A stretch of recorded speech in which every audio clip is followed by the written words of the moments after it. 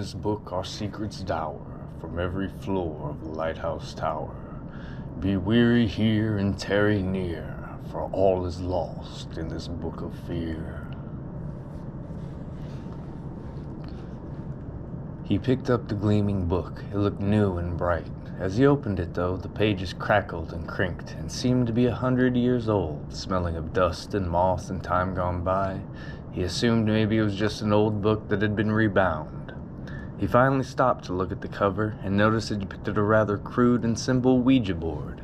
Everything he expected to see was there. The sun and moon, the alphabet, the numbers, all the Ouija ducks, all in a Ouija row. He scoffed at it, as he always did.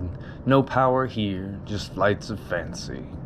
He opened the book to the middle, his mistake, and began to read. The Scarecrow's Caw. I should just kill myself now, Jesse thought as he looked up at the lopsided, stupid, grinning thing. A stuffy guy with a stupid grin and lopsided face. He was never going to win the town scarecrow competition this way.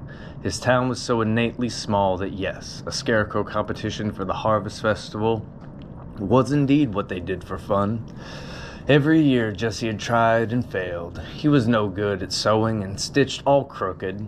He could not afford any fancy materials, so he ended up with burlap sacks that smelled of old dry corn husks. The overalls were just an old pair of his that he had outgrown. Even the straw hat was one he had knitted himself, a misshapen and brown thing, far from the golden hue of a true straw field. Well, Caw, I know you're in rough shape again this year, but I bet hardly anybody else will enter the competition. They say Halloween is dying, so I say we got a right decent chance of actually placing this year. Hell, we may even win. The scarecrow known as Caw, with two busily googling eyes, merely looked at him contentedly. Yeah, that's what I thought you'd say. Somewhere broiling an ethereal mist was an old, violent thing. Something should never have happened here, but did. It was remembering, awakening.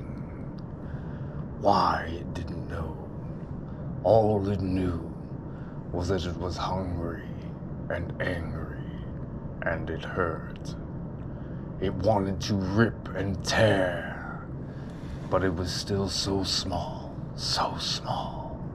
Where could it start? Just then it heard a caw.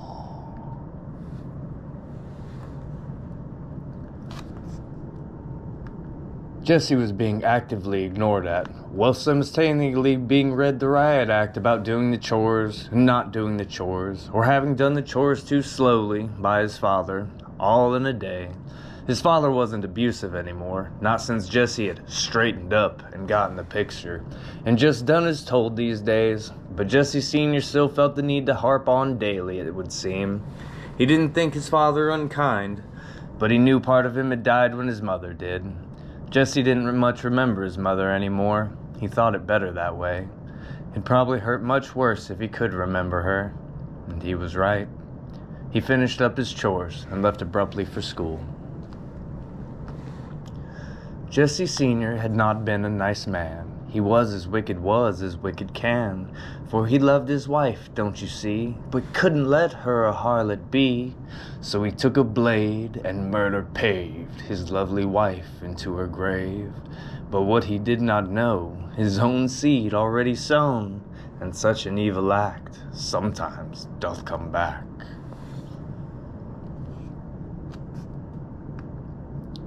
Jesse Sr. was drinking at the kitchen island, as usual. He had stopped doing much thinking a long time ago. But now he felt an unknown shiver run up his spine. He turned and looked toward the doorway. It looked like the boy's stupid scarecrow was hung up in the fucking door frame. He wasn't drunk enough for this. He tried to lash out at the intruding object, but was startled motionless, as the thing grabbed onto him instead. The scarecrow's head slowly turned toward him. He soiled himself instinctively.